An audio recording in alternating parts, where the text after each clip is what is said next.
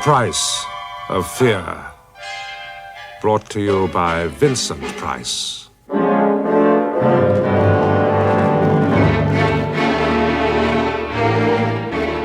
I expect some of you may know of my interest in and love of painting. My wife calls it a passion. Indeed, I have very fond memories of my early years in London when, as a student of art history, I shared a flat in Baker Street with... That's another story. I'll tell you about it sometime. Actually, I paint a little myself, but primarily my interest has always been in buying paintings, some for my personal pleasure, but even more for galleries. Sometimes I've traveled across a continent from one end to the other in pursuit of a painting. In the early days, especially, half the excitement lay in the chase and half in the gamble, the backing of one's own judgment. As you may imagine, this passion of mine has led me to some very strange places, and into situations one would never have thought possible. There was one such situation, so bizarre, so frightening, so disastrous, as to be almost unbelievable. Oddly enough, I was reminded of it only last week when I was driving through Winchester, for it was here, 20 years ago, that I unwittingly triggered off an awful chain of events. I shall call my story Lot 132. It was a cold day, I remember, and probably as much to keep warm as anything else, I'd strolled into a small auction room just off of the High Street. The auction was about halfway through. Lot 132. A portrait of a man. Early 19th century. English school. Artist unknown. I moved forward to take a closer look. The portrait was of a man in a crimson riding jacket. He looked about 45, with black hair, a large, bony face, and small, closely set eyes. Now, at that time, I had an interest in a modest gallery in London, and although this was clearly a painting of some quality, I felt no desire to buy it. Besides, there was something oddly unnerving about that face, particularly the eye. What am I bid? My gaze continued to be drawn to the portrait. It was an uncomfortable sensation. £15? £15. 18? 18? And there I was, against my will, bidding for Lot 132, for an unknown man in a riding jacket. £25. 25. The portrait was mine. But I didn't have my usual elation about the purchase. I decided it must be my own illogical hypersensitivity to the face that was at fault.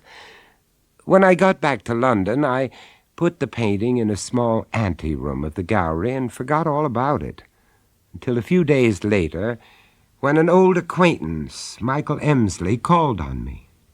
"Oh, Michael, it's so good to see you." And what a surprise to find you here. Why aren't you in New York? Oh, that's next month. I can never give up with you. How are the children? Marvelous. Simon away at school yet? No. At the last minute, we decided against it. Oh, why was that? It's very simple, really. Neither Marion nor I wanted some frosty matron to have the rest of his childhood. Right. You know, as a foreigner, I've never understood why the English take the trouble to have children, only to banish them for 8 months of the year to some Bastille of learning. Well, Marion's always been opposed to the idea. How is that beautiful wife of yours? Beautiful? Actually, Marion's the reason I'm here. She has a birthday soon. And you'd like to buy her a painting? That was the idea. But something modest, of course. Oh, yes, of course. Now, why don't we have a conducted tour? We walked through and talked about the paintings that interested Michael. Suddenly he stopped and said, That portrait over there. Yeah?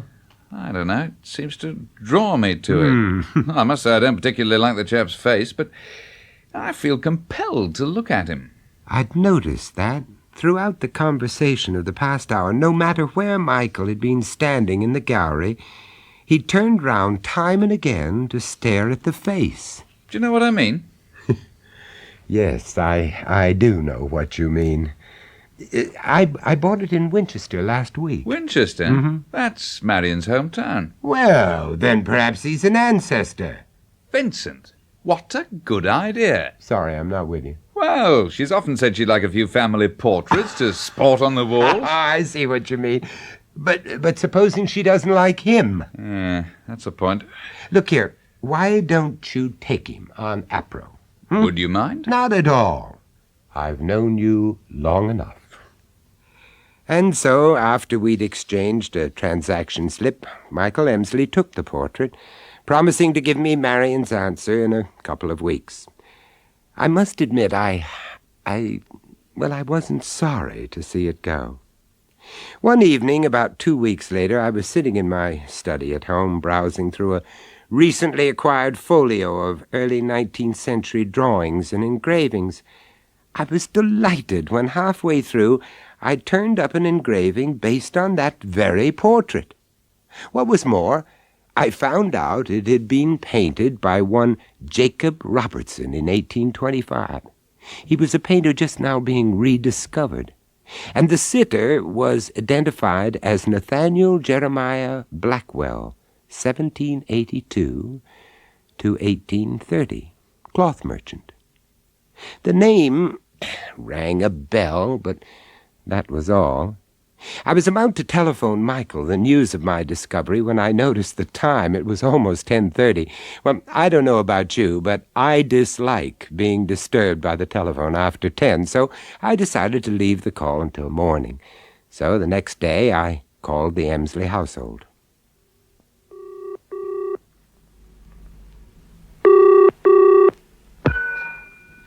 Yes? Michael? No, sir. Oh, could I speak to Marion, Mrs. Emsley? I'm afraid not. Would you mind telling me who you are, sir?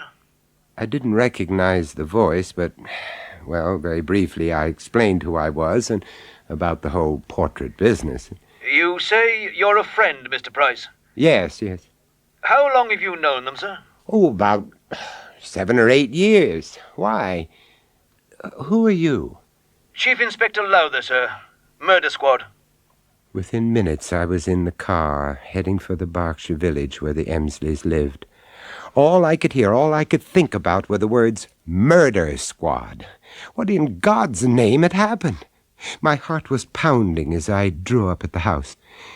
Chief Inspector Lowther met me at the door. Come into the sitting room, please, Mr. Price. All right. Oh, my God, Inspector. This room, it looks as if it had been ravaged by a madman. Madman's the right word, sir. Well, the Emsleys, Michael, Marion, where are they? Mr. Emsley's at headquarters, taken into custody. Custody? Why? Gave himself up, Mr. Price. What? And Mrs. Emsley's dead, sir. Murdered. Murdered? But what about the children? Oh, for pity's sake, Inspector, where are they? Let me take them. Let me look after them. They're dead too, sir. At this point, I felt physically sick. My knees seemed about to give way, so I sat down in the only chair left undamaged. As I did so, I noticed lumps and streaks of blood spattering the walls, the curtains, and the carpet. The inspector must have thought I was going to pass out because he poured me a brandy, and we went outside into the fresh air. Gradually, he told me the details. It happened about 10:30 last evening, sir. It seems that Mr. Emsley, for no apparent reason, suddenly went berserk and attacked his wife with a hatchet. Then threw her body into the swimming pool. But, Inspector, it simply can't be true. Marion, he adored her. The children, what happened to them? Poison, Mr. Price. My God. Weed killer in their milk. Forensics say they were both dead by 9 o'clock. Did Michael Emsley do this, too? I'm afraid so, sir. It's just about the most hideous murder I've ever known. After that, the inspector questioned me about Michael. Well, not being a really close friend, I couldn't tell him very much, except that he was the gentlest of men and appeared to be completely devoted to his wife and family. There seemed to be no clue to this sudden, unaccountable violence. When I spoke a little later to their old housekeeper, Mrs. Thomas, the poor woman looked deathly white and was clearly distraught. I keep telling them how kind he was, but I don't think they believe me. There was nothing cruel about Mr. Emsley. It was you who raised the alarm, wasn't it? Oh, yes, Mr. Price. I heard this strange sobbing noise, you see. More like an animal in pain. What time was that, Miss Thomas? Oh, must have been about midnight, sir. So, I jumped out of bed. And that's when I found him. Where? By the swimming pool, sir. And it was too late to stop anything, Mr. Price.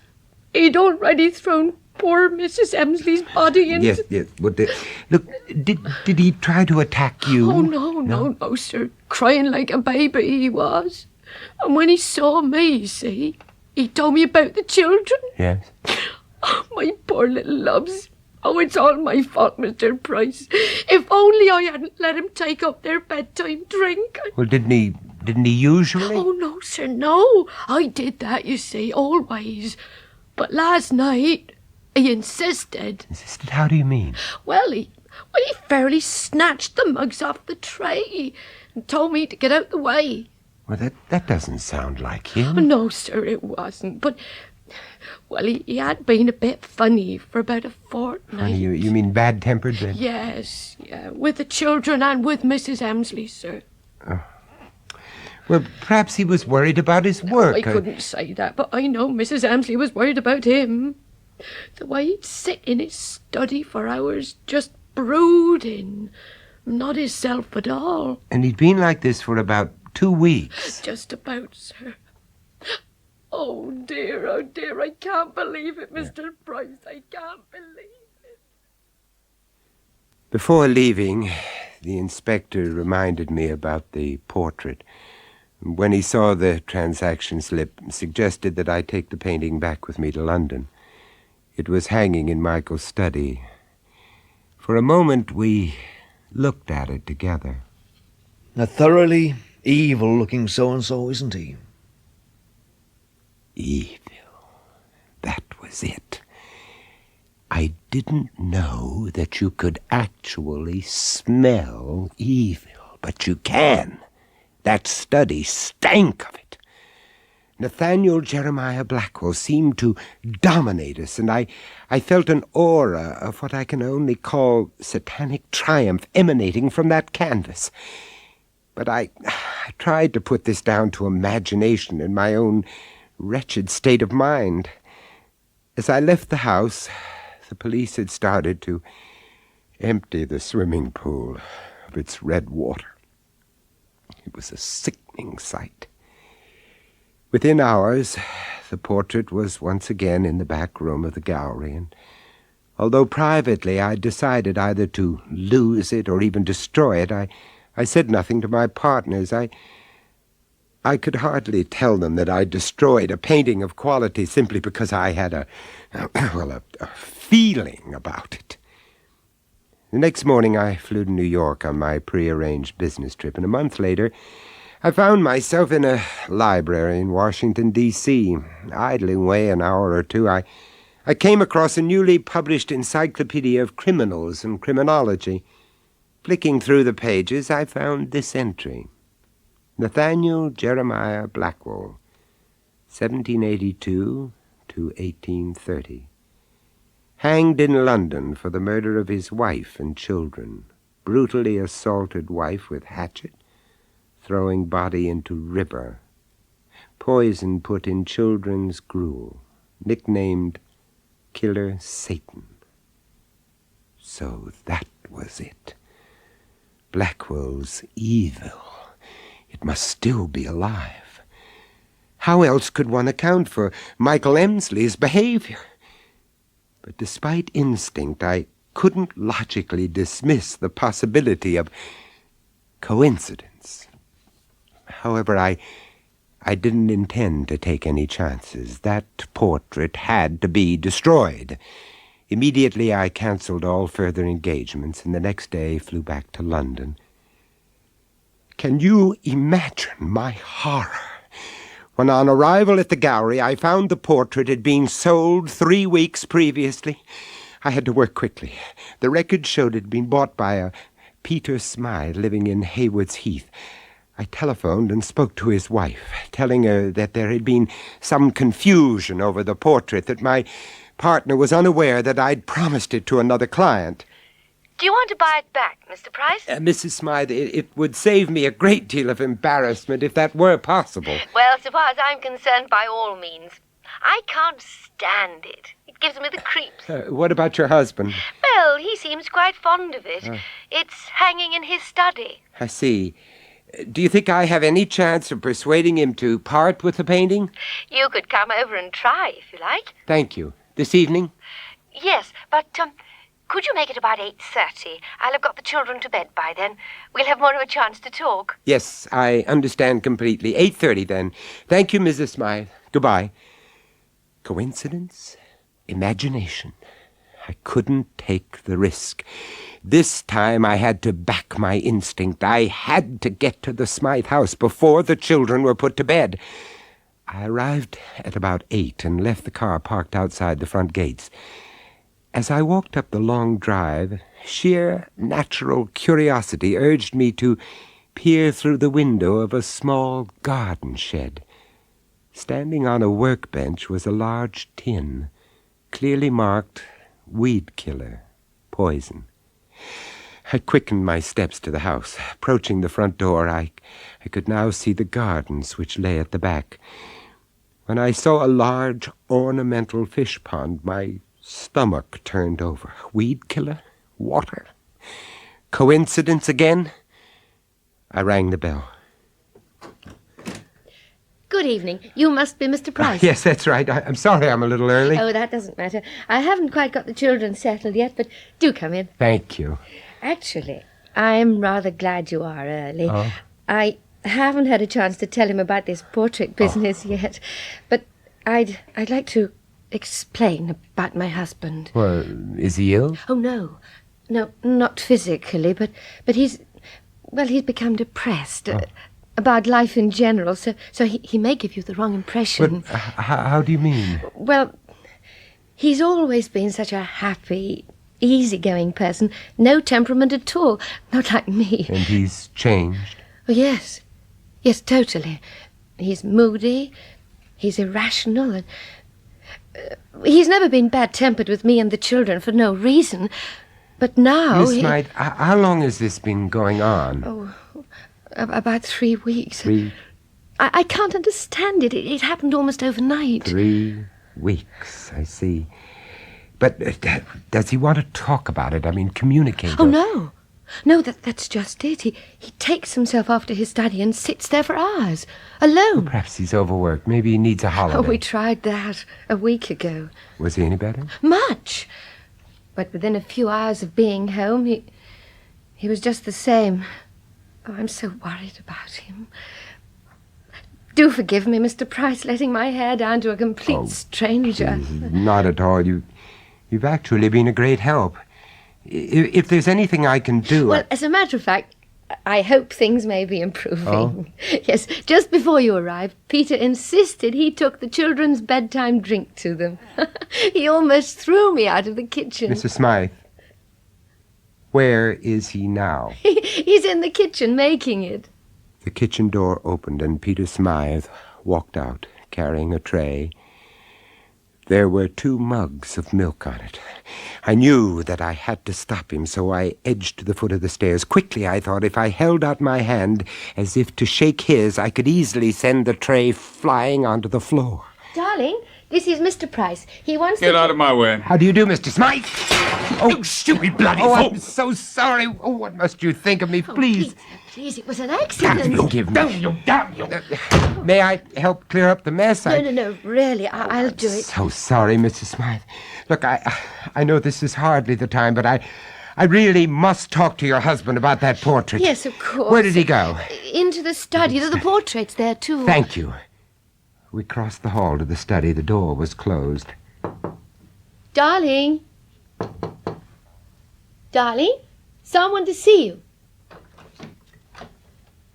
Peter? Peter Smythe was sitting at the desk, his back towards us, staring up at the portrait of Nathaniel Blackwell. In a second, I recognized the same smell of evil in that room, and I suddenly felt afraid. Peter? Do you feel all right? He sprang out of his chair and turned to face us. In his hand, he held a small hatchet. Peter, what did... He moved swiftly, like an animal, around the desk. You bitch! You whore! I hate you! Peter! What's the matter with Quickly, you? I moved between him and the desk, and standing behind him, grasped both his wrists. Whore! Whore! I hate you! Peter, please! He struggled with me, but I clung on. Finally, I managed to wrench the hatchet out of his grasp. As I swung round, my eyes met those of Nathaniel Jeremiah Blackwell, and in a split second I knew either that portrait must be destroyed or we should be. His evil was still alive, dominating, commanding. Then Peter Smythe, with a lunatic strength, threw himself at me. I shouted to his wife, "Hold him! Hold him! Keep him back! It's the portrait! I must destroy that portrait! Hold him!" Hold on! You fool! Leave that portrait alone! Peter, stop it! Gripped his hands around her neck.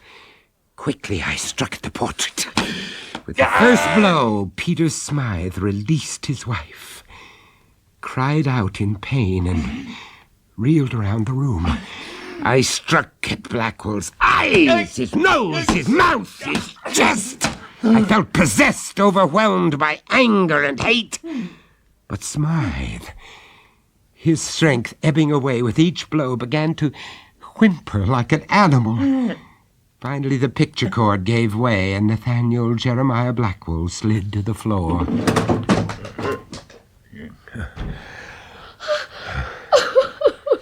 Peter! He's dead! No, Mrs. Smythe, he's not dead. Just wait a moment. Be patient. No, we must get a doctor quickly, No, please. there's no need for that. Your husband has simply been released. Peter.